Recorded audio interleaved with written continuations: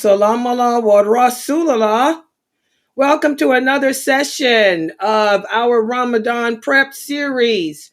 And again, Ramadan, inshallah, Ramadan should be starting sometime next week. In fact, probably just a week exactly from now. So hopefully, this by this time next week, we should be fasting. Hopefully, we should be doing our first day of Ramadan next week. And again, I did receive emails again, which I get all the time this year every year during Ramadan, about all these announcements from other Islamic councils of America, of Europe, of Canada, of South America, whatever, announcing when they know Ramadan. Again, fasting. We do not begin fasting until the new moon for the month of Ramadan has been seen. So, we don't do calculations. Allah is in control of everything. You can calculate and all of that. We have to look for the new moon. We have to follow the sunnah of the prophet. So I will let you guys know next week when it is official that Ramadan begins. Okay. But we are looking at hopefully around the 23rd, I think, or the 24th, which day we don't know. And we won't know until that moon, until we see the new moon, or if we don't see the new moon or whatever. So next week, all you guys need to do to plan for Ramadan is to plan that, inshallah, next week we begin the sacred month of fasting. And again, why do we fast? This is a question I'm going to start off asking every day. Why do we fast? Get those hands up. Hold on for a second to let me and also, I'm going to set it up to where we can see the questions, the answers from the people on YouTube. Hold on. My YouTubers, Assalamu alaikum. Your answers there. You guys should see the answers on YouTube appear up on the screen here. I'm trying something new here with this camera. Whoever's got that mic open, what is your mic open for? You got an answer? Why do we fast? Whoever's got that mic open. Oh, okay. Go ahead. Why do we fast, Gracie? Why do we fast? Become better Muslims. MashaAllah. Go ahead. And get closer to Allah. MashaAllah. And charity. And do I got it right? Girl, yeah. You going on with it. Yeah. Alhamdulillah. As Gracie said, guys, she gave them many reasons. The number one reason, like she said, is for us to become righteous, better Muslims. That's why we fast, okay? And to get closer to Allah, okay? Can you guys see that? There you go. For those of you sitting here on the other social platforms, hopefully there's Sister Pamela. Y'all see Sister Pamela's joined us there. She's on YouTube. She's sending her salams to everybody. Can everybody see the salams from Sister Pamela? Let me make it bigger so y'all can really see it. There it is. Y'all see Sister Pamela giving her salams, there from YouTube. Okay, what else? So to become righteous Muslims, better Muslims. Here's another salam from the people on YouTube. Sister Muslima. Sister Muslima is sending her salams to everybody here, that's watching on Facebook. People that's watching on Twitter. I can do you guys too. I just don't, I have to switch back and forth. But I'm just going to focus on the YouTubers now. Y'all see their greetings there. Sister Sarah. Sister Sarah, one of my best students here at Sunnahfollowers. She's been with me forever. There she is, sending her greeting to everybody. Okay, so why do we fast? To become better, stronger Muslims. Exactly. To get closer to Allah. Exactly. So, and I want you guys to pay attention to this because, believe it or not, there's a lot of weak Muslims out there, guys, who are panicking. They're going crazy right about now. They're like, oh my God, we start fasting next week. Oh, is it time already? Oh man, I don't want to fast. I can't stop smoking them cigarettes. Oh my God, you know? And by the way, I know a lot of people don't like, it's my job as a dawah to tell the truth, teach the truth. And I know you sisters and brothers out there who are weak in practicing your religion, you hear a lot of famous personalities telling us, oh, don't be gentle. Be gentle with the sisters who are not covering up. Maybe they're new. Be gentle. Okay. I'm sorry. There ain't but so gentle you can be. The prophet let the women know upon embracing Islam, after the women had converted to Islam and gave their pledge of allegiance to the prophet, he let them know that they have to start practicing the religion effective immediately. You have to wear hijab. I'm sorry. I can't sugarcoat this religion for you women like these men do for you. That's the problem with, why is it that we're such a weak nation? Why is it that many women convert to Islam every day and they apostate within months or a couple of years? You brothers are too easy on them. You can't sit here and lie to these women and make them think it's okay that they're not wearing hijab. If you are disobeying a law, if you are deliberately, intentionally disobeying a law, none of your good deeds are accepted. Your prayers are not accepted. Your fasts for Ramadan are not accepted. You sisters got to put them hijabs on. If you want your fast for Ramadan to be accepted, you got to stop fornicating. You have to stop drinking. You have to stop doing drugs. You have to cover your naked body. You have to pray your prayers. If you're not doing the other obligations, that obligation is not accepted. So I'm sorry. There's no nice and gentle way to give you the truth. The truth is a bitter pill for us to swallow. And I'm sorry, Layla Nashiba is not one of those dawah. I will defend you if your rights have been violated.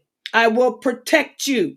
But I am not going to sit here and make excuses and lie to you and tell you it's okay that you ain't wearing no hijab. I'm sorry, I'm a woman too. I've been wearing hijab since I was 8 years old? If I could do it, what's your problem? The Prophet Muhammad sallallahu alaihi wasallam did not tell those women that it's okay. No, he told them you got to cover up. In fact, it was Aisha. Do y'all know? Let me share a little bit about my girl, Aisha. When those women would embrace Islam, Aisha was usually the first one to get up in their face and tell them, hey, sisters, y'all got to cover up. You know, we can't go around showing our body like in the Jahiliyyah no more. Okay? You got to cover your body up, and we can't wear no see-through clothing. Allah likes modesty. Allah loves beauty, but he loves beauty to be modest, for us to be modest with it. It was usually Aisha letting the women know that.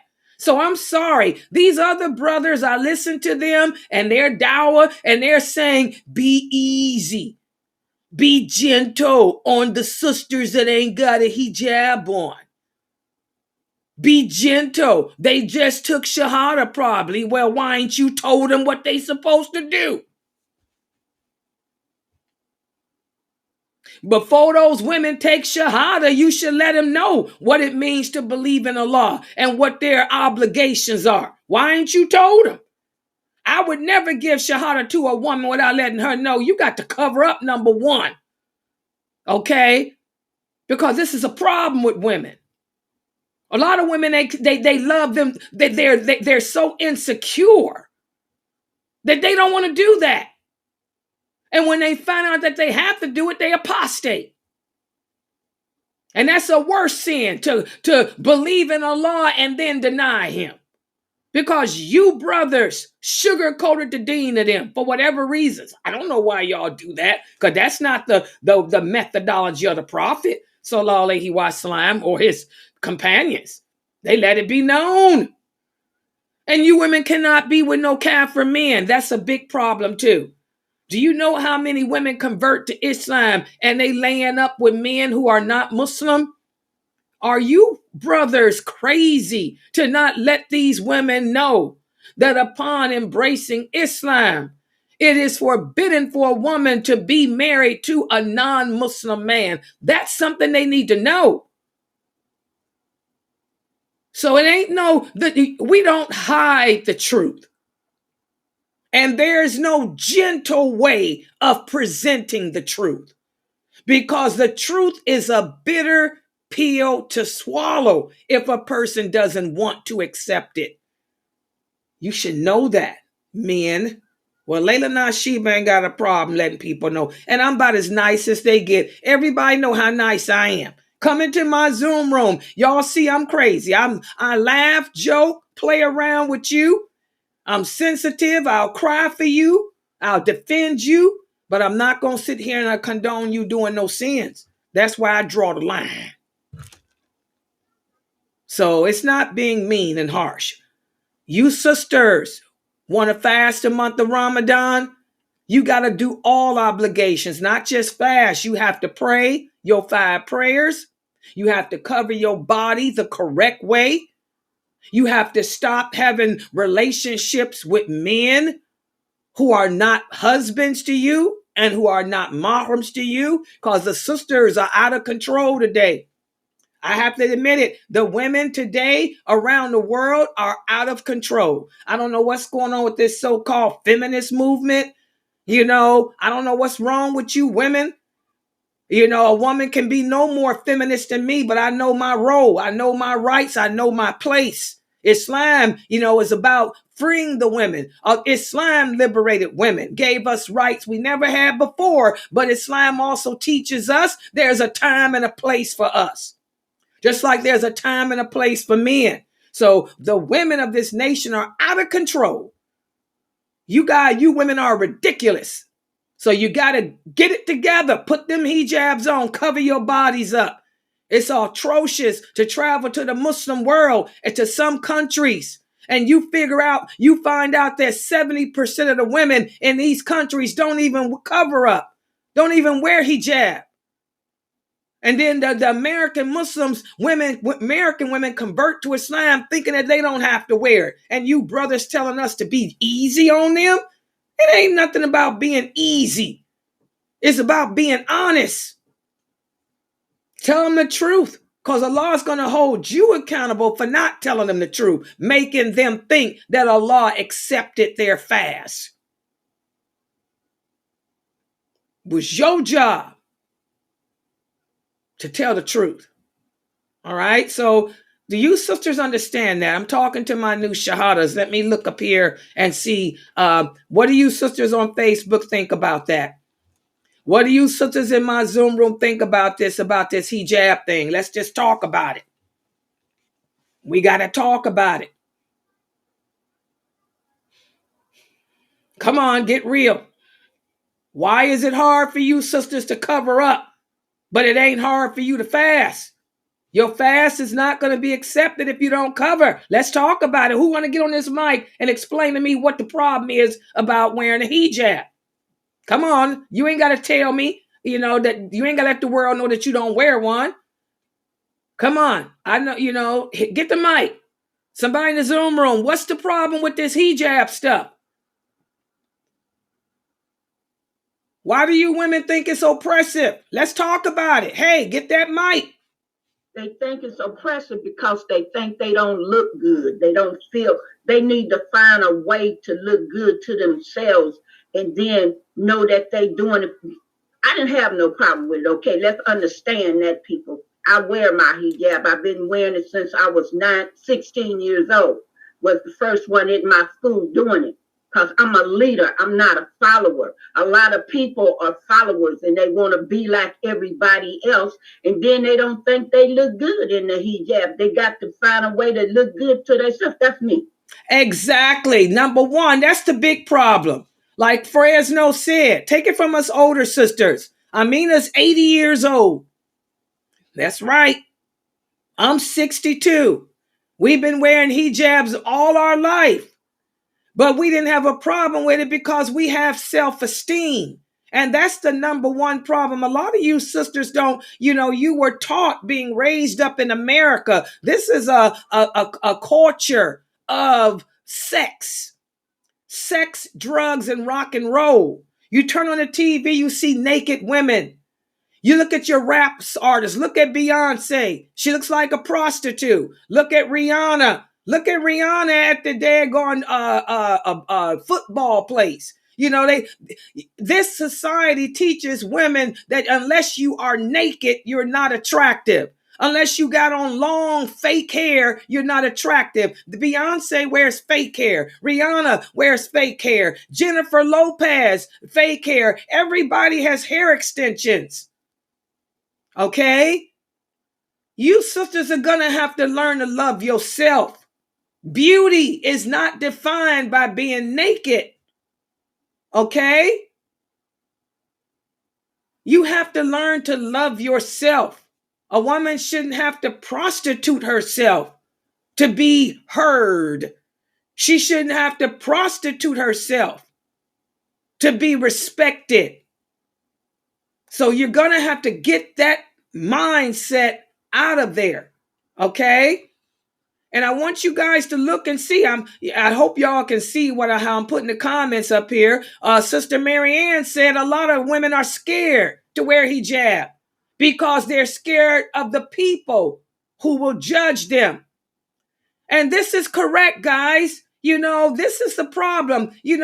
We fear the people instead of fearing Allah. Okay? You shouldn't care about what other people think about you.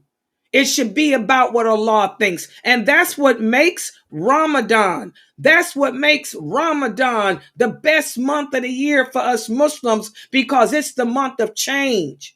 You want to change the condition of yourself to whereas you end up not caring what people think about you. It's about how Allah is going to judge you and what Allah thinks of you. Does everybody understand that? So for you new sisters or you old sisters who don't wear hijab, you got to change that. Why do you think I make sure that I look nice on this camera? Believe it or not, this is just a house coat. This is a robe I have on. All my hijabs come from Pasha. Y'all check out Jamila Pasha. Tell her to buy some more Pashimas. She got all that stuff for the clothing. Tell her we need some more. I try to make sure I buy, and I got hundreds of them. Different Pashimas to wear, to put on my head to show you sisters. I try to represent. I make sure my face looks good. I make sure that my makeup is flawless. I don't look like a prostitute. I look just like a Muslim woman, how a woman's supposed to look. And I'm flawless. I try to show you sisters that we can be beautiful and be covered. We can be beautiful without being naked. Does everybody understand that? You sisters are going to have to change that way of thinking. Understand. That it's about pleasing Allah. And makeup is not haram. Just long as you're not putting it on, going outside to be a prostitute to pick up some man, or overdoing it with all that glitter crap that some sisters do when they go around men. We don't do that. Okay, but there's nothing wrong with wearing your coho like I have on. Nothing wrong with lipstick. Nothing wrong with that. That stuff is what women been wearing for centuries. Okay, just make yourself look nice. Please Allah.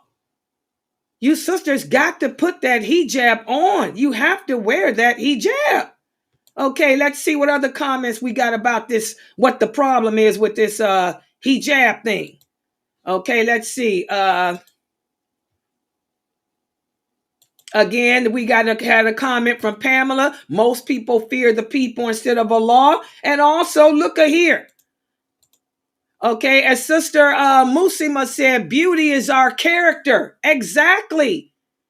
American society defines beauty from the outside. Islam teaches us that beauty comes from within. If you're beautiful within, it's going to show. Like the prophet said, whatever is in the heart is going to emulate through the character, through the behavior. And we have to understand, like this sister said, everything we do for the sake of Allah. It's not about the people. Like Sister Pamela says, she wears hijab, been wearing it for years. And she tells him that she's living for Allah. She's not living for anyone else. Okay, so I want you sisters out there. I know you got all these other brothers out there giving dawah, and they're always saying, oh, be easy. I'm sorry. There's no easy way to present the truth. I want you sisters. One more thing. I think that a lot of sisters, that you have to really be honest, that many Muslim sisters have more love for the Kafirs and the Kafir culture and the Kafir ways than they do for Allah and the ways of the Muslims. And that's something that they will have to tend with. Exactly. That's a bottom line. That's a truth. And I agree with everything that everybody else said, but you need to look at it for what it is. You love the Kafirs and their ways more than you do Allah and Islam. Exactly, because you haven't even been educated about this religion properly. That's why I focus on Tawheed. You got to get to know Allah. Learn the meaning of Allah's names. Learn those names and apply them to yourself. That will help to develop your love for Allah. And once you love Allah, you won't care about nobody else. You won't care about the kafir. You won't care about trying to please nobody else. So I want you sisters, this is real. This is real. If your fast, if you are not dressing properly, your fasts are not accepted. If you are not praying your prayers every day, your fast will not be accepted. If you're doing any haram sins, like what you women are doing, talking to men on these dating apps, your fasts are not accepted. You sisters got to turn to Allah. Make this month the month of change for you. And my brothers out there, my fellow dawah who are men, y'all better get real with these sisters. And I don't understand how these same brothers that's talking about be gentle are the same brothers telling women that to put Vaseline on their face and that makeup is haram. How can you talk out the side of your neck like that? You want to make it haram for a woman to wear makeup when it isn't. But you're going to tell her it's okay that she's not dressed properly? How backwards are you, brothers? Send the women to me. If you brothers don't want to be truthful with the women, I don't know what's going on here with that, send them to Layla Nashiba. I don't have a problem letting the women know the truth, and I'm very gentle. My approach is gentle. It's just that the truth hurts. All right?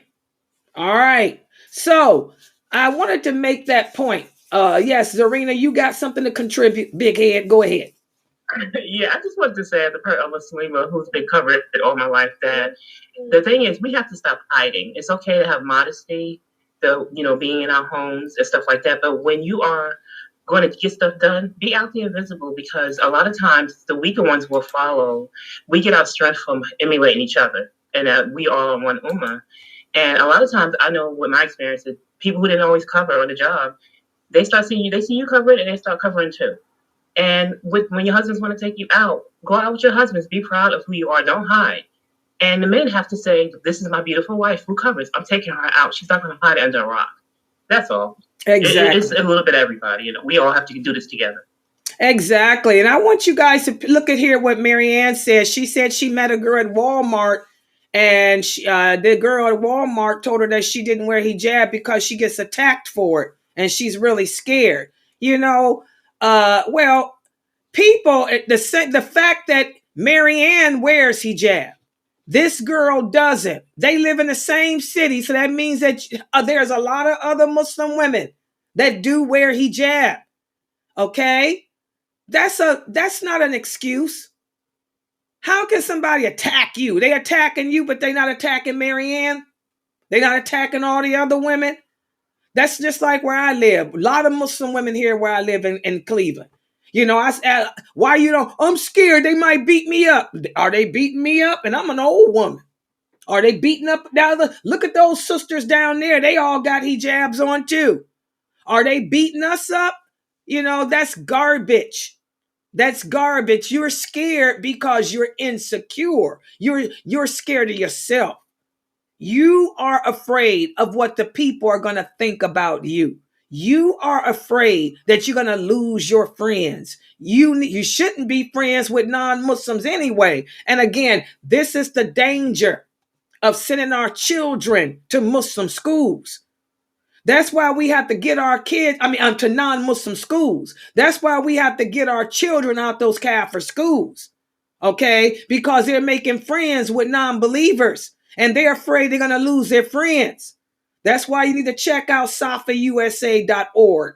That's an online Muslim school where your kids go to school from kindergarten to 12th grade at home. Okay? Because I also have a nurse who I work with. She's Muslim, but she doesn't wear the hijab because she says that she's afraid what people are going to think or whatever. And then she tells you whenever, I try to tell her how I'm always wearing it. Nobody's saying anything to me. We're working in the same department. So, and then, she'll start using an excuse that like, oh, Allah knows what's in my heart. And I tell her whatever's in your heart will show through your action. If you really believe in Allah and you want to obey him. And also it's all about self-esteem. I don't think she have any self-esteem or she's confident in wearing it. So it's just like knowing your deen and your rights. And the more you know, the more you'll do anything for the sake of Allah and then not worry about what people think are going to do. Exactly. It's a personal, like all of my sisters here are saying, it's all within that person. This is the month of change. For you women that don't wear hijab, this is the month to change that crap. To get over your fears. Get over your insecurities. There's too many Muslim women around you who work with you, who live next to you, who are covering up. It's just that you made the mistake of being friends with non-Muslims. You're worried about them and what they're going to think and losing them. They shouldn't have been your friends anyway. Change that. It's time to make the Muslims your friends. It's time to cut that tie with these non-believers. We deal with them business from a distance, but we don't get close and intimate with them. That's all with allegiance and la ilaha illallah. Everything begins with and ends with Tawheed. Exactly. It's all about learning this religion correctly. As Sister Pamela said, most people don't have the proper knowledge of religion. If you had the proper knowledge and understanding of religion, then doing the obligations wouldn't be so hard. So I want you sisters to work on that. Okay. And that's for the new sisters that are not covering and the old ones. There's a lot of Muslims here, women who've been Muslim all their life, born Muslim. A lot of Arabic sisters here. There's a lot of Afghani women here who don't cover. Arabic women who don't cover. I don't know what y'all's problem is, but y'all better cover it. Your fasts are not accepted. Nothing, your prayers, nothing until you start dressing properly. Okay, so now let's get to the class today. Yesterday, I gave you guys a quiz, and I was very impressed to see how you guys retained what we discussed so far. There's several questions, 4 questions from yesterday's quiz that we didn't get to, that I do want to get to with you guys now. And this was about the people who are exempt from fasting. Let me put this quiz up. 4 questions from yesterday that we didn't get to. We stopped off at the elderly. Sister Sabrine defined what an elderly person is. Sister Sabrine answered that question, that elderly people are not obligated to fast, but they pay the ransom. They pay the ransom. So now this is the question that we did not get to yesterday that I want us to get to. What about a person that's suffering with a chronic illness?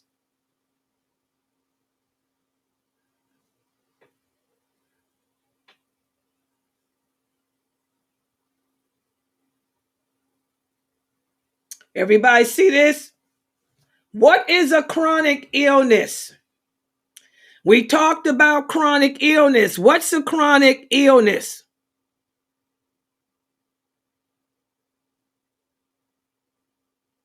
A life-threatening illness. Okay, a life-threatening. Like, what do you mean by life-threatening? Like cancer or anything like that. You've been diagnosed with cancer, something that can, that you can die from. Okay, if is life-threatening a good word to use? I got a lot of nurses in here. One of my nurses, can y'all get on the mic and explain what the correct terminology for a chronic illness? A chronic illness is an illness that that you have and will have all the time for the rest of your life. There isn't any cure for it. Medications are usually what is used to keep it under control so that you can have some type of life, or even it may be something else like dialysis. There is no cure. You need medications usually. It can be life-threatening if you do not adhere to your medication regimen. Mashallah. Shakura, you're a nurse, right? Huh? Mashallah. Yes, y'all see how she breaking that down? Did y'all understand what a chronic illness is now? I got a lot of nurses on my website. That's what we do here. We get blessings taking care of people. Exactly. So it may not be life-threatening. It can become life-threatening if you don't take care of yourself, but it's a sickness of which there is no cure. Does everybody understand that? A chronic illness, something that there's no cure for. It gets worse over time. It can get worse over time.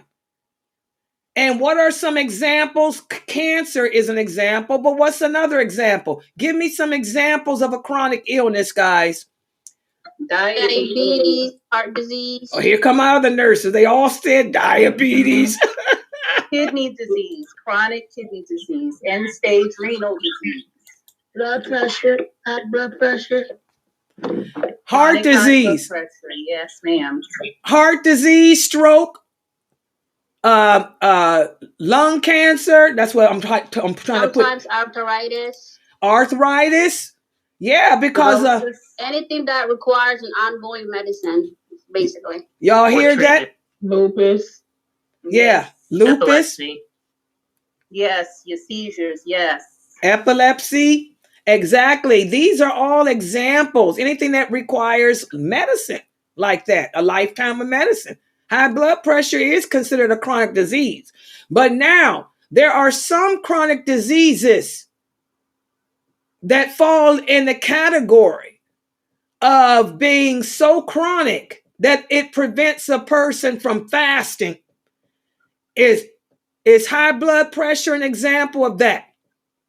Not necessarily. Explain to them why. Because sometimes you can, first of all, if you're on the medication, you can sometimes move your medications around depending on what medication you're taking, how much you're taking, and how frequently you're taking them.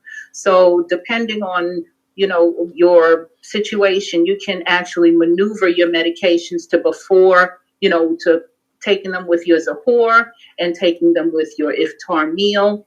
And definitely, this is something you need to discuss with your doctor as well to see what else may be going on with you, because it may not just be hypertension. You can start involving your kidneys and your heart.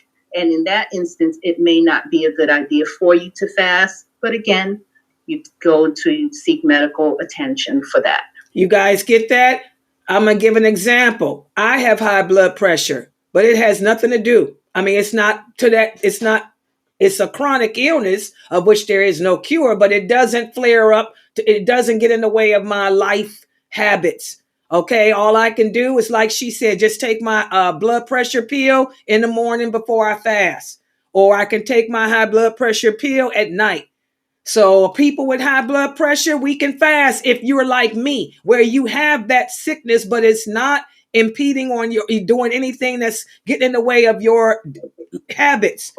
Okay, does everybody understand that? Okay, but now lupus. Lupus is another one of those sicknesses. It's chronic. There is no cure for it. It flares up. Sometimes it doesn't. Okay? If you have lupus and your lupus is under control and your lupus is not flaring up, then you can fast. However, if your lupus flares up, you start getting sick, you break your fast and you go to your doctor. So people who have chronic illnesses have to do just what Sister Shakura said. She's a nurse. You talk to your doctor, and it should be a Muslim doctor. Why a Muslim doctor? Because a Kafir doctor probably don't believe in fasting at all. They think we crazy. It has to be a Muslim doctor. Your Muslim doctor will let you know, if you can fast, just like with me. Another chronic illness, GERD. It's a chronic, nasty illness. I have GERD. When I was diagnosed with, the first thing I asked is, will I be able to fast? My doctors are all Muslims. They said, yes, you can fast, Layla. Okay, they said, but understand, if you have a GERD attack while fasting, the only thing that's going to make that go back down is water. So you will, if you're having one of those chronic GERD attacks, you have to drink that water. And that's going to break your fast. Okay? And you have to make that day up. So that's what people like me do with GERD. GERD is a chronic illness. We fast, but if it flares up, y'all see me go through it last year on Ramadan. I was sitting here teaching and it would flare up. I have no choice but to drink. I would try to not do it, but I'd have to because it's like you're having a heart attack. It's a horrible thing. You have a hole in your esophagus. I have a little hole in my esophagus. And so it'll come up out that esophagus and go up your throat. That's how bad my GERD can get. So I have to wash that water down, otherwise Layla be in the hospital. I had bariatric surgery and it caused all this stuff. That's the side effect to the gastric bypass. Okay, so some chronic illnesses, we try to fast. But if we have to break it because the sickness occurs, we break it. And we have to make that day up. Everybody got that? Another example, diabetes. Insulin does not break the fast. And we're going to talk about that more when Ramadan starts. If you are on an insulin regimen, insulin does not break the fast. For those of you who shoot up with insulin, you can take that insulin and don't worry about it. However, if you have chronic the worst type of diabetes, like what Anissa got, she got something totally different going on because she's also got a blood cancer thing going on. Her doctor told her no fasting. She can't fast. It'll make her weaker, sicker. Plus, she's 100 years old. Hello, she's 100 years old. She could die. To be honest, she almost falls in that elderly category. She gonna get mad at me. Anissa almost falls in that elderly category. Okay, so she don't have to fast. So again, like Sister Shakura said, talk with your doctor. If you have a chronic disease or a chronic illness, do like Shakura said, speak to your doctor, a Muslim doctor. They'll let you know whether or not fasting is prescribed for you or not. For me, I will be trying every day and we'll be praying that GERD does not happen. Okay. All right. So brings us to the question. Here it is. Bam. Are people with chronic illness required to fast? And if not, what must they do? That's the question. Oh, can y'all see the screen? Y'all can't see it? Yeah, y'all see it. You see it. You guys see it, right? Oh, wait a minute. I don't want to. Y'all saw the question, right? Hold on. Yes. I'm screen sharing, but where's the other people? I'm trying to get the other people in here. What did I do wrong? I can't work the camera. See, I need a cameraman. Brother L. Bain, you going to have to end up learning how to work this to be my cameraman. Where was I at? Current slide. Okay, and where's the other people, y'all? I can't do the camera. Wait a minute. Hold on. Camera people here? There they are. Oh, okay. Now I got them on camera. Wait a minute. Hold on. Let me do this again. I want to put their answers up too. Ready? Try it again, Layla. Go with this. Ready? Show it. Okay. Are people with chronic illness required to fast? And if not, what must they do? Who can answer that question? Are people with the chronic illness required to fast? And if not, what must they do? No, they're not. No, they don't have to fast. They must pay the ransom, which is to feed a person a day.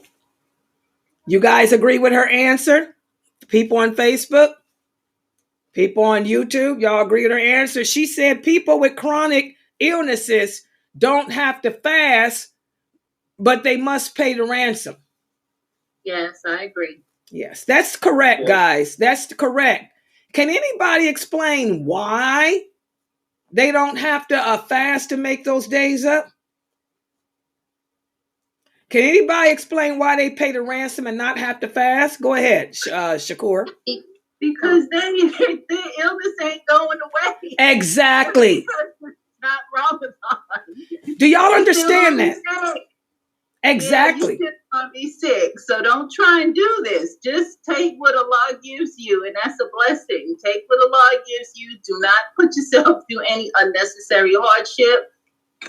You can't fast. MashaAllah. Keep it moving. It's just that simple. But do y'all know that I was listening to a Q&A that one of these famous brothers was given on Ramadan? Do you know he told them people to make them? I'm telling y'all, just because people call themselves Sheikh and Sheikha, Ustada, whatever these words are they use, these people are crazy. Islam is easy. Why would a person with GERD have to fast to make the day up? The GERD ain't going away. Anytime I try to fast, I'm going to have the same reaction. Because with GERD, I have a hole in my esophagus. What's down there in my intestine is always trying to come up. Oh yeah, it can get nasty. I have to keep drinking. Why y'all think I'm always drinking coffee and tea and water? Because I got to keep flushing stuff down my esophagus. Otherwise, what goes down there is going to come out that mouth. It's disgusting, but it happens a lot. A lot of people that had gastric bypass surgery die from block syndrome. What you call it? Block. You know what I'm talking about? Shakur, bowel blockage. Do you know that most of my coworkers who had the same surgery I had, they had bowel blockages and died. Then the other ones, had serious problems with stuff coming out their mouth. That bowel, and they died. That's the drawback to gastric. That's why they do the sleeve now instead of the gastric. But alhamdulillah, I'm living and I'm fine. It's been 10 years and I'm doing good. But I keep drinking and I exercise and keep that fluid going down because I don't want bowel blockage. And I definitely don't want it coming up. It did happen once and I don't want it to ever happen again. I was in the hospital behind that. It was disgusting. All right. So the thing is, guys, you pay the ransom for chronic illness because common sense, I have a chronic illness. It's not going to go away. That's why I can't fast because my illness gets in the way of it. Okay? So these people paid the ransom for each day that you were unable to fast. You keep a check up mark on it and you pay the ransom for that day. Do you guys understand? Is this making sense to you? I'm so glad you're in here, Shakur. And I'm glad Shams is here too. Y'all understand that these are nurses telling y'all. I mean, it's common sense. So, you pay the ransom. Think about it. I can't fast because of my sickness. This sickness is not going away. If I fast, it makes the sickness worse. This is why I pay the ransom. Okay, as Sister Aisha said here, it's their health. Y'all see what Aisha said? Y'all see that? As Sister Mayleon said here, you're not required to fast. You pay the ransom for every day that you can't fast. Y'all see that? Let me see if I can switch the camera this way. Bam, boom. Does it show y'all's, no, it's not. Hold on. Oh, too late. Too late to switch the camera. All right. Okay. So does that make sense to everybody? I'm trying to keep it simple because I'm listening to a lot of these men do Q&A on Ramadan, and they're telling people to fast if you are chronically ill. I mean, come on. The illness ain't going nowhere. Who said that? And the thing is, Ibn Abbas broke this down. This is all from Ibn Abbas, one of the companions. Ibn Abbas, he broke this stuff down so clearly. So did Ibn Umar, Ibn Masud. I mean, come on, guys. Islam is easy. So good job on that. If you have a chronic illness, how do you make the day up? You make the day up by fasting. By paying the ransom. And the ransom is, I'm trying to work this. Put it up there. There it is. And the ransom is based on wherever you live. What is it? $8 to $10 a day. For those people living in South Carolina, $8 a day. Or what about this? This is a question I got too. What about this? I don't have no money. I don't have no money to pay. So what can I do? I'm on a fixed income. I get a welfare check every month. I get a disability check every month. I don't have no $300 to pay. What can a person do? Go ahead, Ifti. You don't have to pay it at once. You have a whole year to pay it. So you can pay it a little at a time, to make it easy on you. Yes. You can cook something. You can cook something at home and, have someone pass it out for you. Yes, you could do that too. You have a year. You have until next Ramadan to make that payment. And if you can manage to make the payment, make it. If not, if you still can't manage that, because some people only get $1,000 a month. That ain't nothing. That pays their rent, their bills, and that's it. Okay? If you don't have absolutely nothing to pay, guys, don't worry about it. Does everybody understand that? Because I got an email from a sister. She gets $1,000 a month as a disability check. That's it. She lives in a senior home. That covers her living expenses. All she have is $300 for food.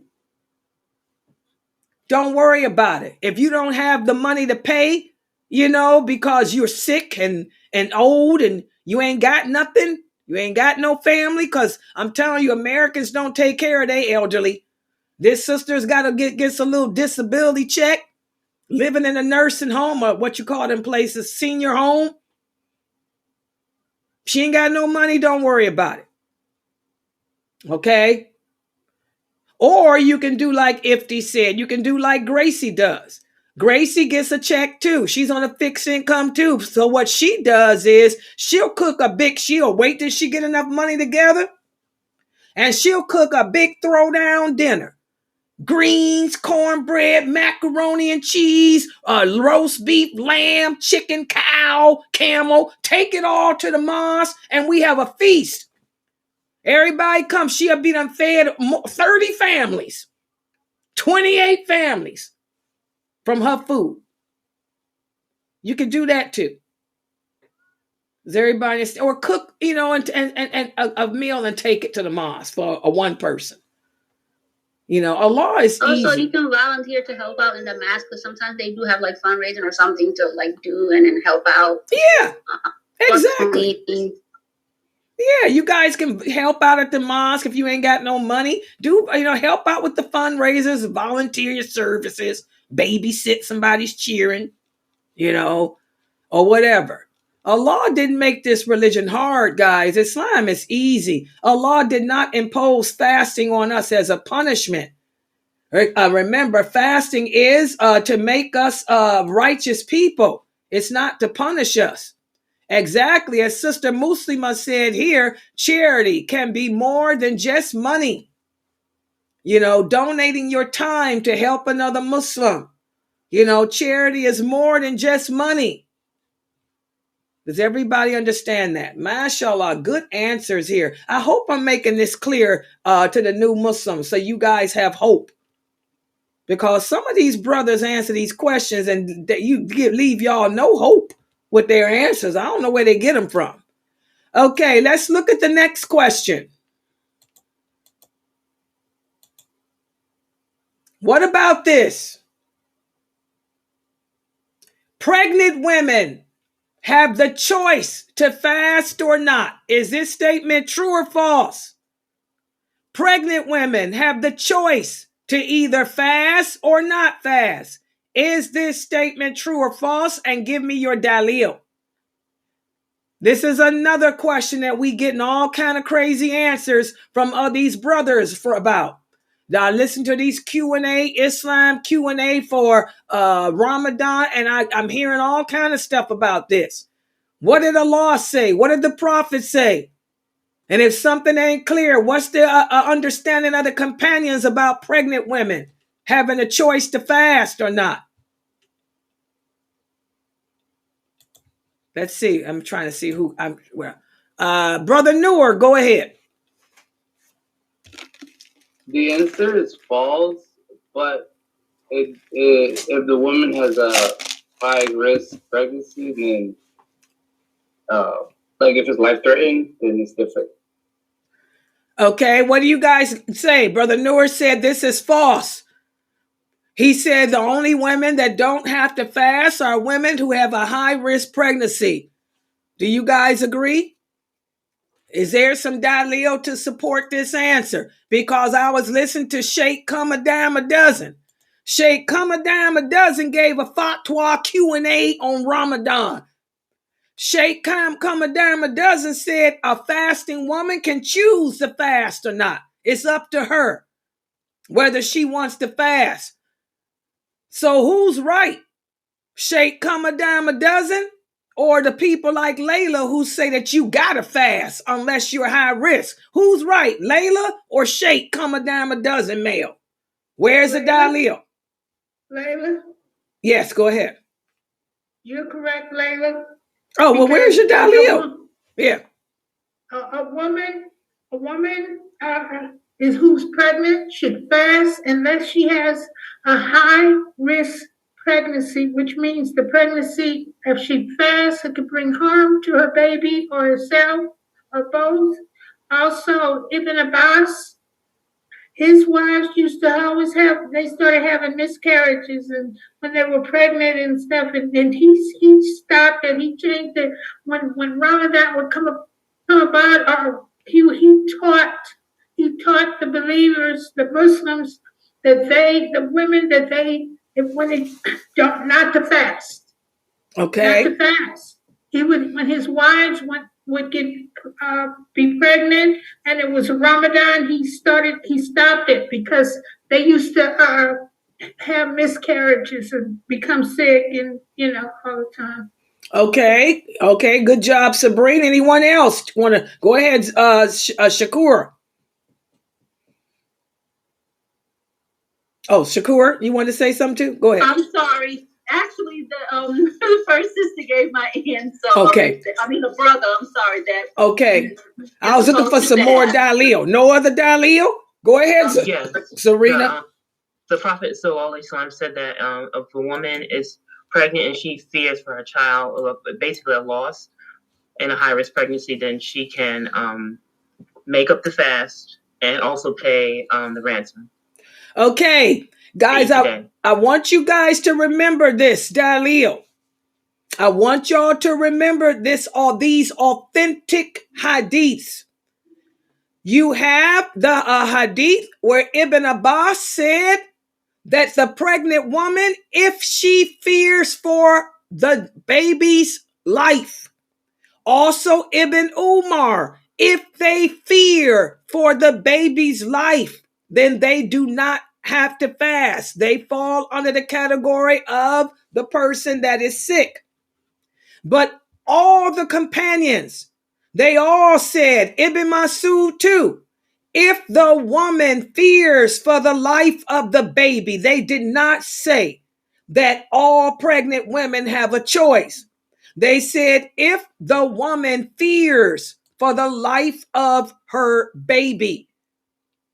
We don't just take the hadith, guys, and read one part of it and move out the other. If something is unclear, because pregnancy is a sickness, it's a sickness, but is it the type of sickness that can prevent a woman from fasting? No, unless she's high risk. If it's a high risk pregnancy, then fasting could cause harm to that baby. So in that case, she doesn't fast. Just like a chronic illness. High blood pressure is a chronic illness, but if I break my fast, it ain't because of my blood pressure. If y'all see me not fast, it's because of my GERD. My blood pressure doesn't bother me ever. In fact, I'm just taking the pill because they said I was diagnosed with it years ago. My blood pressure ain't never high. It's always where it's supposed to be. But that's because it's a chronic illness and I take my medicine every day. Okay? So, all the companions, when you read their views on this, they all say if the woman fears for the baby. They did not say that pregnant women are exempt from fasting. They said if she fears for the baby. Y'all understand that? When something is not clear in Islam, we look to see what the companions had to say. That's what Ibn Abbas said, that's what Ibn Umar said, and that's what Ibn Masud said, and that's what Aisha said too. It's also what Salama said. So I rest my case. You brothers have to stop trying to appease your wife. Why do they say that? This was a question that Bethany asked me yesterday. She said, Sister Layla, I see the hadiths. You gave us the hadiths that say if the woman fears for the life of the baby. But why is it that Sheikh so-and-so said, why? I say because Sheikh so-and-so's wife was probably pregnant and didn't want to fast. And she said, I'm scared that my baby might get sick. And to appease his wife, he said, okay, well, no woman has to fast. That's why. I'm sorry. I'm going to keep it real, sisters. Okay, so be careful of those type of answers. When people give you answers, their answers to questions have to be based on the Quran and Sunnah with the understanding of the companions. I don't want to hear no fatwa from Sheikh Albani, from Sheikh Morsi, from Sheikh Atlee, from Sheikh nobody, from Sheikh Karadari about anything. What did Ibn Abbas say? What did Ibn Umar say? What did Ibn Masud say? What did Aisha say? When it comes to women's issues, y'all better tell me what Aisha said, because Aisha knows better than Ibn Masud. Aisha knows better than Ibn Umar. And Aisha knows better than Ibn Abbas when it comes to women's issue. So you better tell me what Aisha had to say. And if you can't, then that means you ain't qualified to be sitting here answering questions. I'm sorry. If you can't tell me what those companions said, then you ain't qualified to be sitting up on national TV answering questions about Islam as you hold the banner of LGBTQ. You better go sit down, brother, and understand that Allah made Eve, not Steve. Stop answering questions about Islam. You ain't qualified. It's not based on what some sheikh said. It's based on what those companions said if it's something that ain't clear. And you better throw in Aisha. Whenever we dealing with women issues, I better hear Aisha's view. Because nobody understood women's issues better than Aisha. And Aisha was one of the first scholars of this religion. So you better tell me what she said. And if you don't know how to find what she said, then who are you to be talking? Y'all get that? And I want my students to understand that with these brothers y'all listen to don't quote Aisha about women's issues, y'all don't listen to them. Seriously. I'm sick of these men telling women, you gonna tell a woman that she can't wear makeup when there's nothing in Islam that forbids her from wearing makeup. But you're gonna tell her that she don't have to fast when she's pregnant. How stupid are you, brothers? She has to fast unless she's high risk. And makeup is not haram. You brothers got to get it twisted. And I want everybody to remember, let me put that up on that ticker up. Where's our ticker? Brother El Bain, I'm going to have to get you in here working my camera. Where's the ticker for it, y'all? Hold on. I lost the ticker. Where is it at? Where is it at? There it is. I want y'all to remember. Call in and ask Sister Layla your questions about Islam tomorrow. Tomorrow is Friday. Tomorrow from 8 to 10. You guys can call in and ask me your questions about Islam. Women and men. And by the way, you brothers can call in and ask me your question too, because see, I'm not like these other men y'all listening to who don't know that Allah made Eve and not Steve. Okay? If it's a question that I can't answer, I don't have a problem getting on that phone calling Sheikh Morsi, who will come in here and answer it for you. Hello. I'm not going to sit here and make up an answer or tell you everything's haram or, I'm just going to say, hold on. Let me get Sheikh Morsi in here if it's something I can't answer. But 9 times out of 10, I can answer your questions too, brother. And probably do better answering than these men are. Because these men ain't giving you no evidence from the Quran and Sunnah. They're giving you fatwas. The brothers that do give the evidence from the Quran and Sunnah, you don't listen to them because they ain't famous. Y'all listening to the LGBTQ supporters. Those progressive Muslims, they call themselves. Ain't that what they call themselves today? Progressive Muslims. That's into democracy. And we need to go out and support our country and fight and vote for the president. Y'all listening to those people. Those are progressive Muslims. They don't base anything on Quran and Sunnah. It's all on some opinion or some science theory or theology. These Mu'tazila. Nobody got time for them. If they don't throw in what Aisha said about a woman, who cares? They need to go sit down. But you can join my Islam Q&A tomorrow from 8 to 10. Hello. Let's keep that ticker on the screen. All right. Okay. And there's the call-in number 2. Write that number down. All right. So let's look at the next question. Got to keep it real.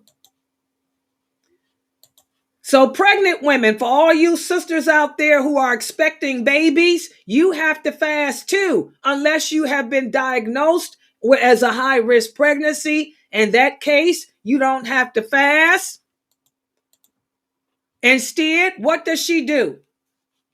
For the high-risk pregnancy woman, what does she do if she can't fast? Could anybody answer that? She can pay a ransom.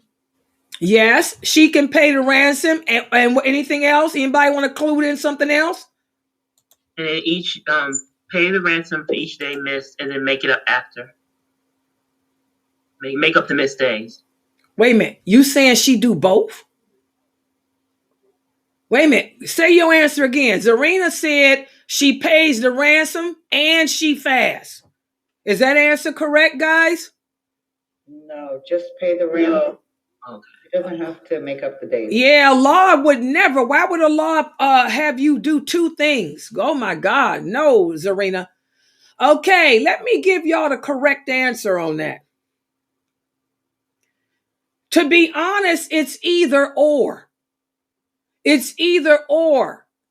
It's either or. She can pay the ransom for each day missed, or if fasting is easier for her to do, she can fast and make them up. I'll give an example. My ex-sister-in-law, Imam Latif's daughter, she was married to one of his daughters was married to my brother, Isa. When she was pregnant, okay, with her other kids, she was younger and her lupus didn't bother her, okay? But now say this, another sister, same age as she was, young, in their 20s, 30s, okay? She was diagnosed, I remember this sister, she was diagnosed as a high-risk pregnancy too, because her sickness, which was something like lupus, flared up. So she didn't fast. But I remember she called me. She said, Sister Layla, what do I do? I said, well, wait till after you have the baby. I said, if it's easier for you to make the days up by fasting, because if your lupus goes into whatever they call it, remission, then you can just fast, because she liked fasting. I said, and you can just fast and make those days up. But if your lupus does not go into remission, then pay the ransom. So it depends on the person. If that woman, after she delivers the baby, her body goes back to normal. And if she can handle fasting, and fasting is easier for her than paying that money, because that $300 a month is a lot of money, then she can fast and make it up. But if it's easier for her to pay the ransom, then she can. So in that case, I've always think about my ex-sister-in-law's friend, and she ended up fasting. She made her days up by fasting. Okay. So it depends. Do y'all understand what I'm saying? Exactly. Like Israel says, she can pay the ransom if that's easier for her, or she can make up the days through fasting, but not both. I want y'all to remember, Allah would never have us do both. Y'all understand that? Allah is not oppressive. Islam is easy. It's not oppressive. Not both. And I'm going to tell you where that both came from. Because I remember my ex-sister-in-law, how I would tell me, she said, Layla, some people say do both. Again, whenever there's something that we're not clear about, what did the companions say? Did Ibn Abbas say do both? Did Ibn Umar say do both? Did Aisha say do both? Did Ibn Masud say do both? No, they did not. None of them. They said one or the other. Whatever's easier. As Aisha said, whenever the Prophet sallallahu alaihi wasallam was given the choice between two things, he would do what was easiest as long as it did not entail committing a sin. Does everybody understand that? So just like Sister Pamela said, that a woman in this case, she can pay the ransom or she can feed the people. Everybody got that? Okay, good job. Alhamdulillah, you guys are doing pretty good, on these quizzes. I'm very proud of you. I can see that you guys are taking this information it really into your heart, because you're answering these questions so well. Any questions about any of these answers we went over? You guys did excellent. Any questions about any of these answers? Because what I'm going to do now is get to the lecture. The lecture is not going to be long. It's just 6 slides. And let me put that PowerPoint up. It's going to be short. That's why I did this. I'm glad we had the quiz too. Hold on, let me get it. Let me open it up. It's not going to be long. All we're going to do is to answer the question about the traveler and the sick. And I want y'all to take notes because I'm going to quiz y'all tomorrow on this information, just like I did the other. Because we also spoke about how Allah says in the Quran, fasting has been prescribed for anyone who is not traveling and not sick.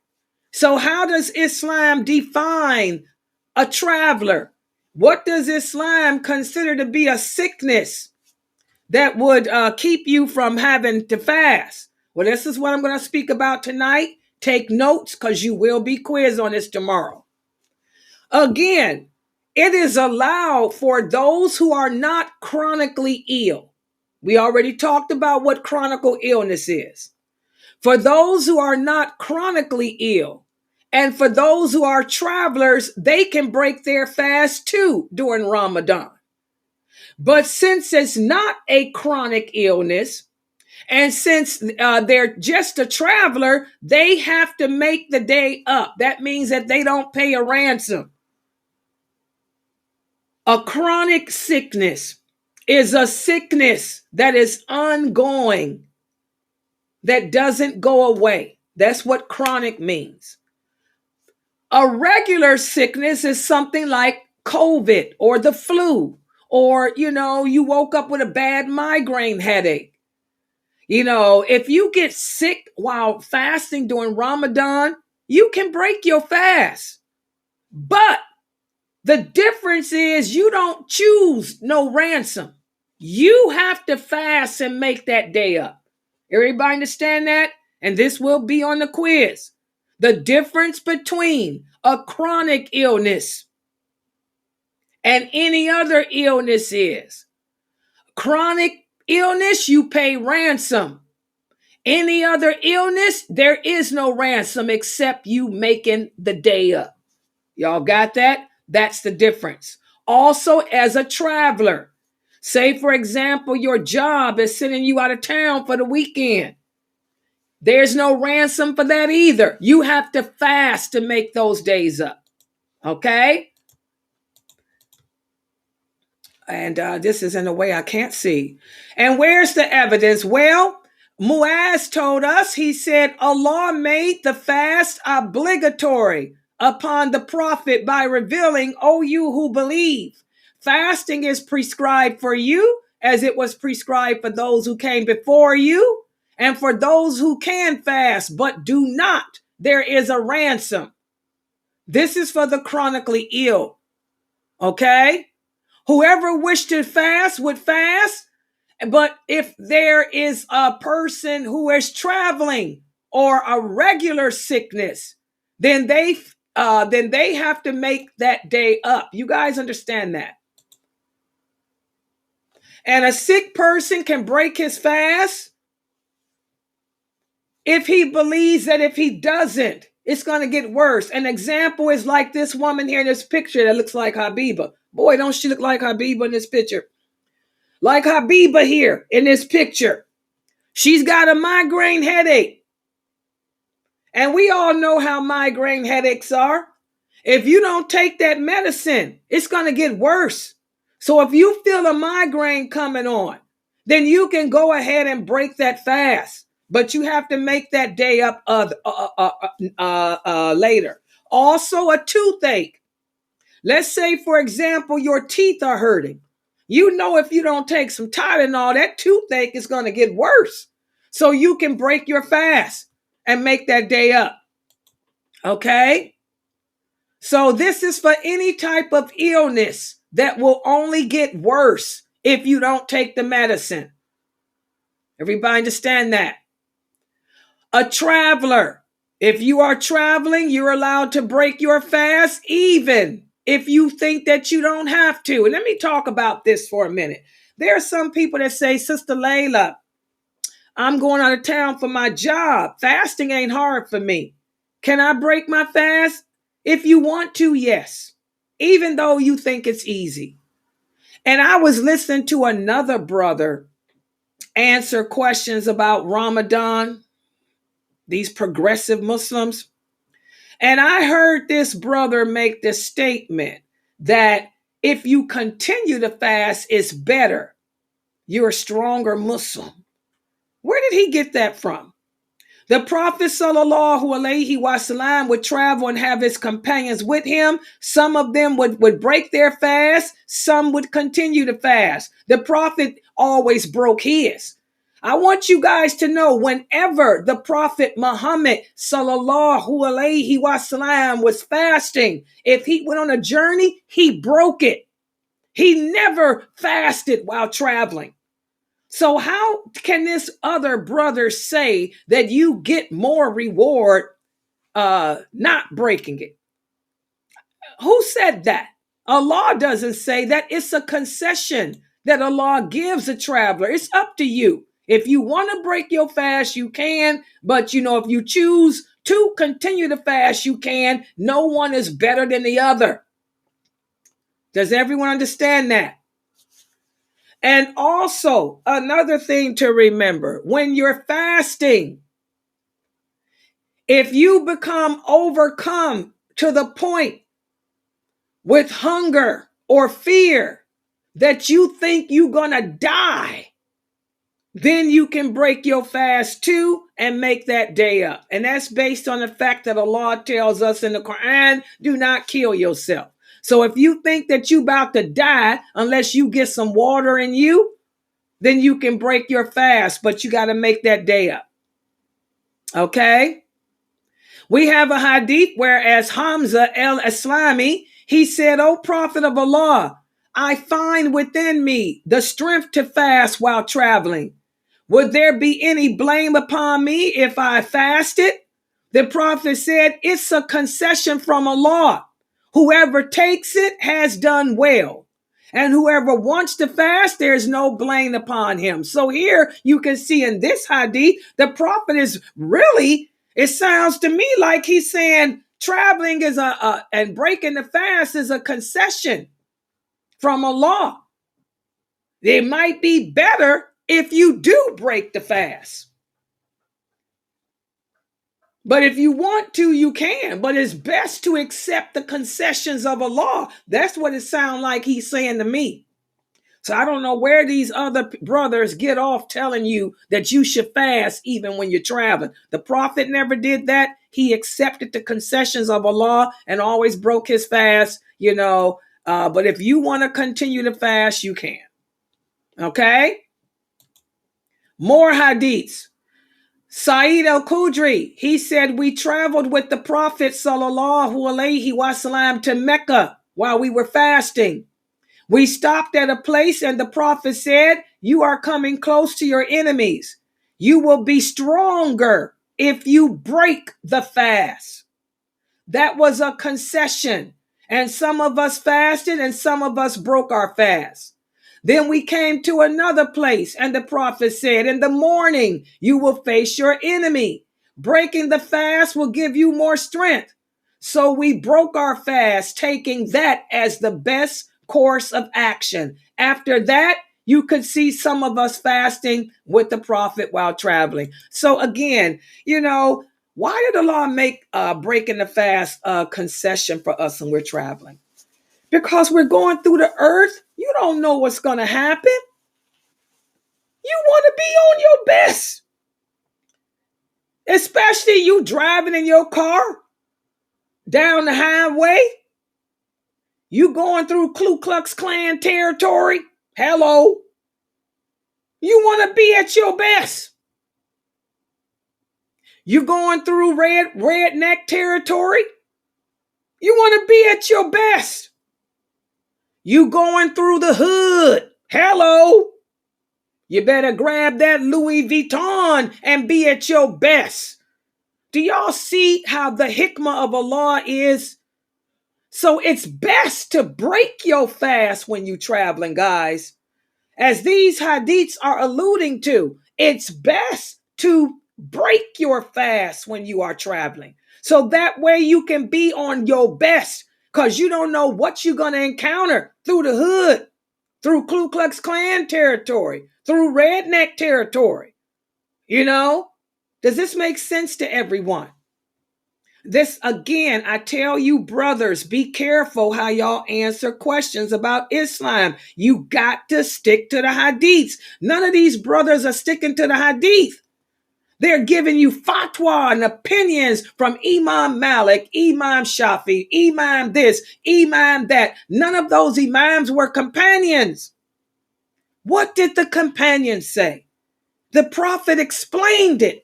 It's better to break the fast when traveling so you can be at your best, because you're going through enemy territory. You're going through the hood. You don't know if somebody going around that street and want to carjack you. You driving a Lexus through the hood. You got a Louis Vuitton purse, Sister Layla. Girl, you better be on guard. Some dude going to run up on you and try to take your car and your purse and kill you after he get through raping you. You better break that fast so you can think better and be at your strength. Take that Louis Vuitton and crack him up beside his head. Hello. The hikmah. But if we stick to the hadiths, all these type of questions y'all ask about fasting make sense. And you see the beauty of Islam. The concessions. The Prophet said, learn to accept the concessions of Allah because they're better for you. So if you're traveling, guys, even if you can handle it, I mean, if you want to fast, you can, but it would be better for you, brothers and sisters, to break your fast so you can deal with whatever you got to deal with better at your strength. Okay? There's the dalil. Sahih Muslim, Ahmed and Abu Dawood. Also another hadith, this is when they were fighting. He said, we fought under the leadership of the Prophet during Ramadan. Some of us fasted, some of us did not. The ones who fasted did not find any fault with those who did not fast, and those who did not fast found no fault with those who did. They knew that if one had the strength to fast, he could do so, and it was good. But if he was weak, he was allowed to break his fast, and that was good. So again, if a person chooses to fast while traveling or break it, it's okay. We don't ridicule them for it. But what makes me angry as a dawah is to hear other dawah tell people that to not do the concession of Allah makes you better. Don't add to this religion. Don't put words in the mouth of the Prophet that he didn't say. I don't like anyone lying on the Prophet, sallallahu alaihi wasallam. I don't like anyone putting words into this deen that aren't there. You can't tell a person they better. No. Like Saeed al-Khudri said, if a person is weaker, I'm a woman. I'm breaking my fast when I go through the hood. I live in Akron, Ohio. If I'm going to Cleveland, I ain't fasting, dude. Y'all heard about the po-po in Cleveland? Huh. Gotta be on my guard so I can play the role of retired government employee. Here's my badge. You know, I have to be on my best. If I'm going through the hood, you know, I'm gonna be on my best. Hey, what's up? Black Power salute. I'm gonna be on my best going through that hood. Okay? So don't you brothers sit there and add words into the Prophet's mouth, sallallahu alaihi wasallam, that he didn't put in there. Okay? You don't tell people that. All right? If a person was able to fast, he could. If he wasn't, he could break it, and nobody is the less for doing so. Okay? Also, like Umar ibn Abdul Aziz, let me go over this hadith. Because some of the jurists differ. And that's what we was talking about. about whether or not to break when traveling. Like Umar ibn Abdul Aziz says, the best of the two acts is the easier of the two. And who was Umar ibn Abdul Aziz? Anybody know?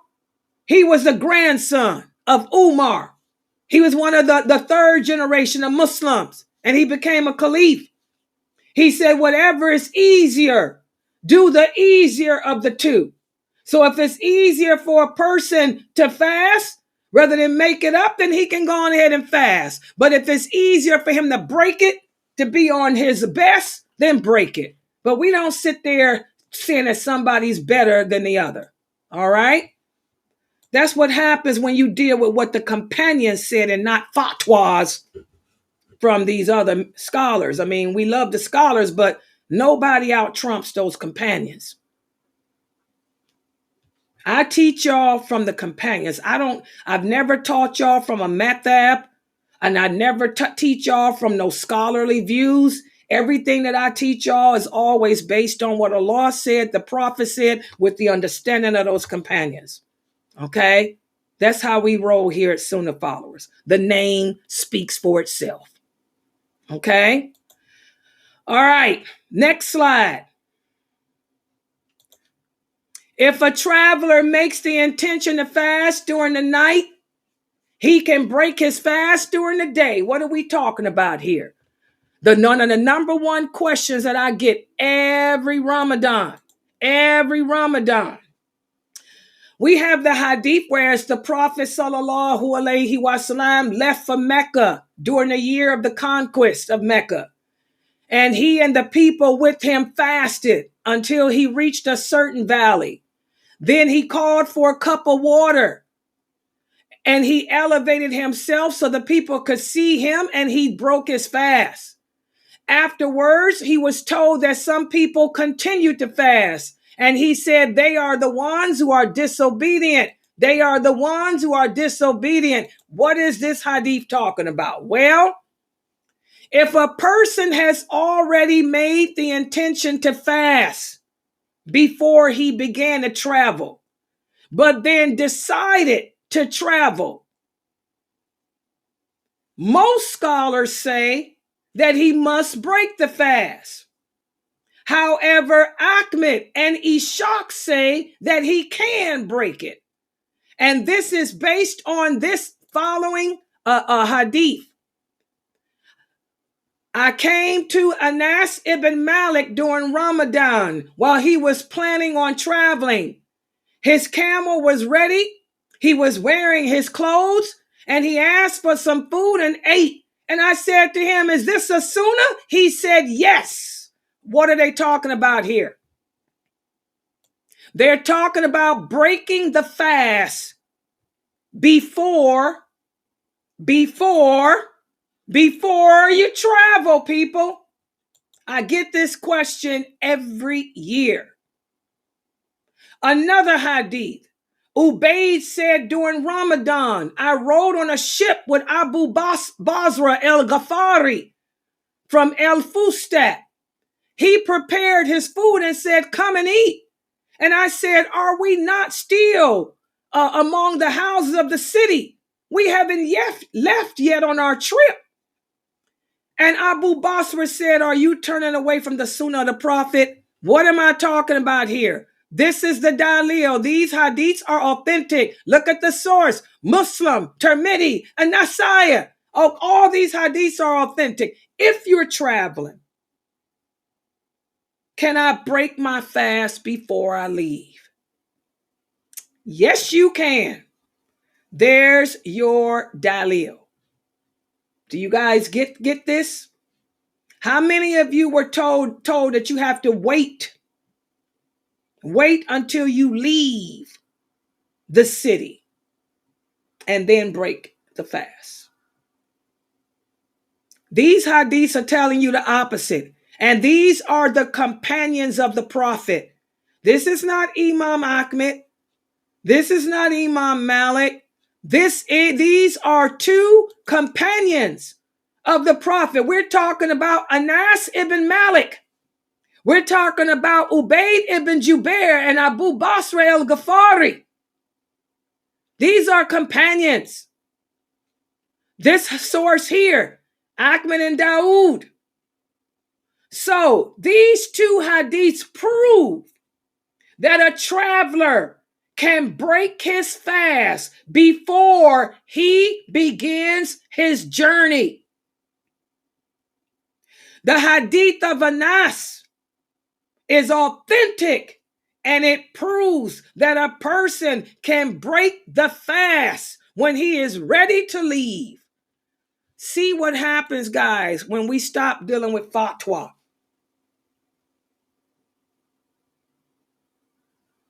A lot of people shocked. You got to go out of town for your job. They tell you to wait till you get on the airplane.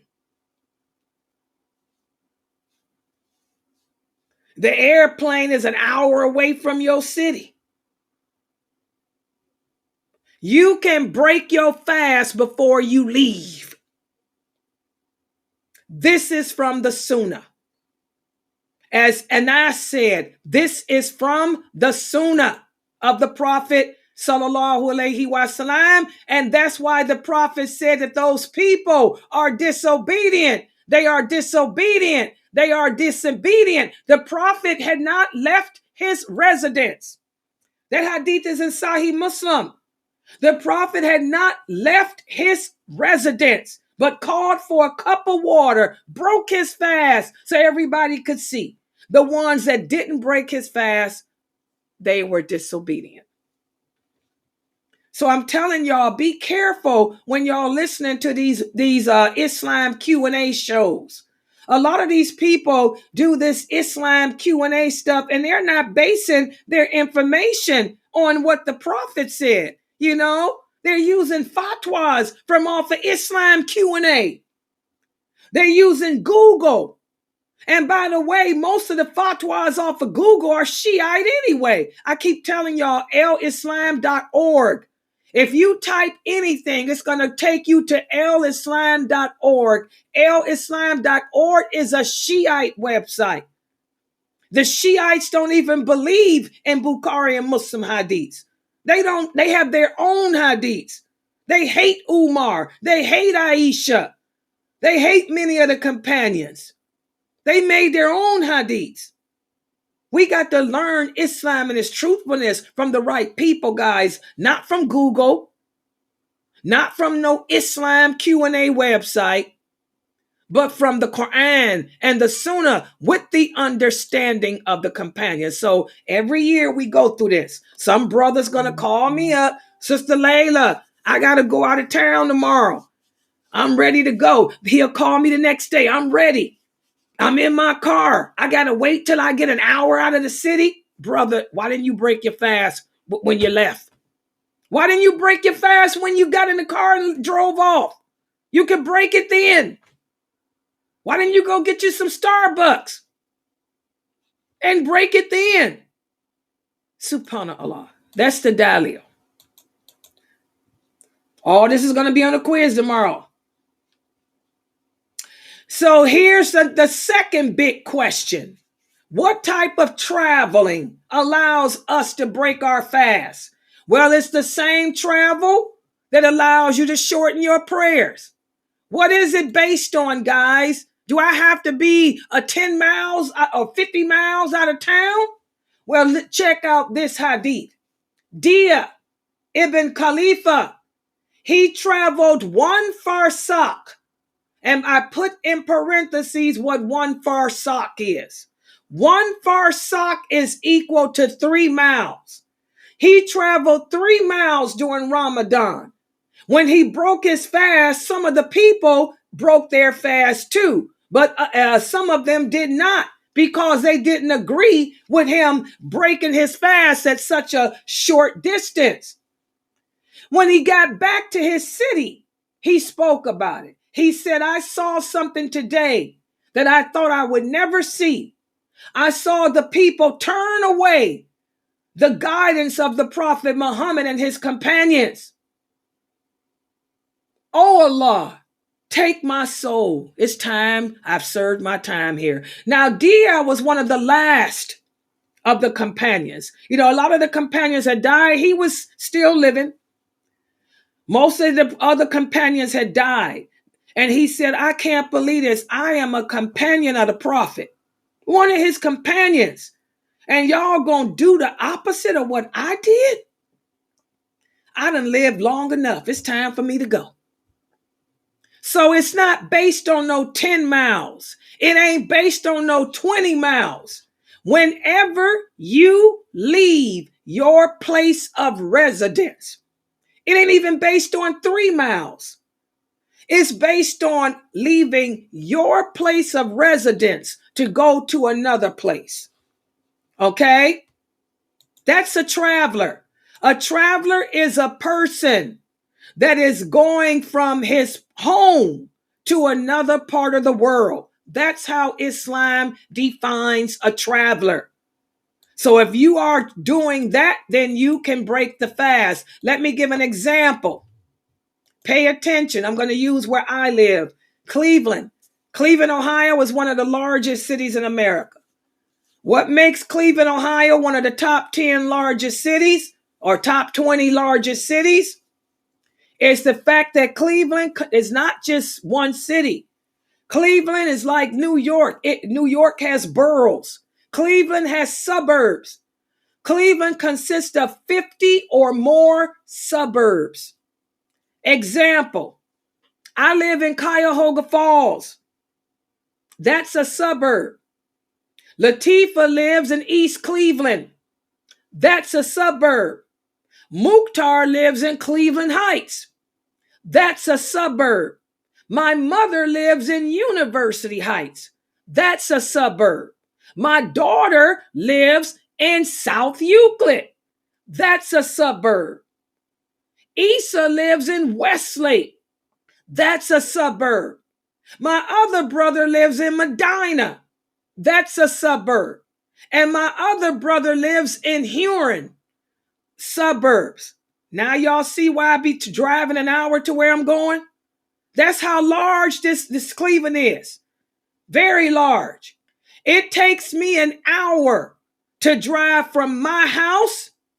It takes me an hour and 45 minutes. No, an hour to drive from my house to my mother.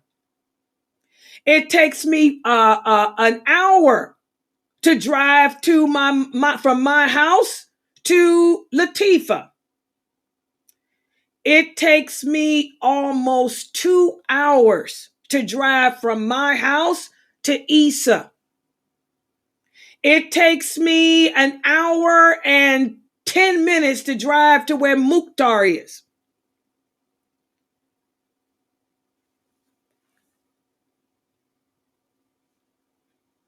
I live in Cuyahoga Falls. My mother lives in Cleveland Heights. I don't go to Cleveland Heights for nothing. My doctor is in Cuyahoga Falls. I shop in Cuyahoga Falls. I go to Akron for some of my doctor stuff. I also go to Stowe. Stowe is part of my residence. Akron is part of my residence. Cuyahoga Falls is my residence. Cleveland Heights is not my residence. Where Mukhtar lives, that's not my residence. I don't go over there for nothing. My mother is University Heights. That's not part of my residence. I don't go shopping there. I don't act there. I don't go to school there. Nothing there. Latifah is not part of my residence. Issa is not part of my residence. I never be over on that part of town. So technically, guys, I could break my fast if I go to visit any of them. If I were to leave my house to go visit my mother, to visit Mukhtar, to visit Latifah, to visit my brother Issa, I could break my fast because that's a traveler. That's not my part of town. I don't live over there. That's not my residence. I don't know nothing about over there. Do y'all get it? So it's not based on how many miles you travel. It's based on what's part of your home, your residence. Akron, Stowe, Cuyahoga Falls is part of my residence. Huron is not. Cleveland Heights is not. University Heights is not. Westlake is not. That stuff is not part of my residence. Medina is not. So if I were to travel to any of them, technically I could break my fast. And I could also shorten my prayers. Did y'all know that? When Latifah comes to visit me, she combines and shortens her prayer. Because we don't live close. That's an hour. Latifah old. She will combine and shorten her prayers. Okay? If Latifah wanted to come visit me, she could break her fast. I'm not part of her residence. She don't come on this side of town where I'm at. She don't know nothing about no Cuyahoga Falls. Just like I don't know nothing about no East Cleveland. Okay? Do y'all get it? So a traveler is technically a person that leaves his normal place of habitat to go to another part of the earth that is not his habitat. He can combine and shorten his prayers, and he can break his fast. And that's why this companion got angry. These people did not break their fast because they said, oh, it was just 3 miles. Well, hey, you're not going to follow what the prophet did? Subhanallah. And finally, for tonight, we're going to speak about those who have to make up the missed days. Again, women who are on their period, you have to make up those days. The traveler has to make up the days. If Latifah came to visit me and decided to break her fast, she'd have to make up those days, that day. Okay? But Latifah wouldn't do it. She'd keep on fasting, I know. Just like me, if I were to go visit my mother and them, I'd still keep fasting, even though I could break it, because they don't live in the hood. If I was going to the hood, I'm sorry, I'd break that fast. It's time to throw down. But if I was going to Mukhtar and my mother and them are, I would probably still, even though I could break the fast, I would still fast. But I would break it if I was going to Cleveland. I don't know nobody live in Cleveland. Cleveland is a bad place. Po all in the news. Okay, so those who have to make up the missed days are the travelers, the people who were sick, and also the women, who were on their menses, or the women who were bleeding from having a baby. As Aisha said, when we had our menses during the time of the prophet, we were ordered to make up the days of fasting and all that. So this is what I wanted to go over today with you guys. The sick. If you get sick during the month of Ramadan with the COVID, a flu, a migraine, or something that's discomfort that's going to just get worse, you can break your fast. But you got to make that day up later. Keep a track of it. Okay? If you have to go out of town and travel somewhere, you can break your fast. But you have to make that up. Ain't no ransom for that. You got to make it up by fasting at a later date. And if you do travel, when you don't have to wait till you leave to break the fast. You can break it just like these authentic hadiths showed what the companions did. The companions would break it as soon as they were ready to go, as soon as they mounted their horse or whatever. Okay? And a resident, a traveler, is a person that leaves his part of the world to go to any part that's not included in his residence. Any questions on this before I close out? Subhanakallahumma wa bihamdika.